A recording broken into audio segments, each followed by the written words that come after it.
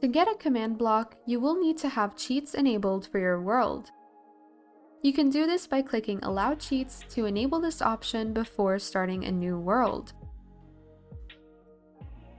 But if you wish to do this in an already existing world, go into the game menu by pressing the Escape key. You will see an Open to LAN option. Go ahead and click on that.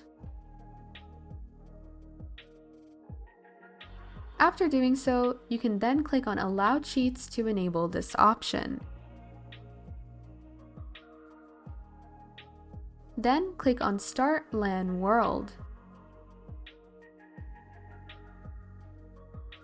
Next, you will need to type in a simple command in the chat box.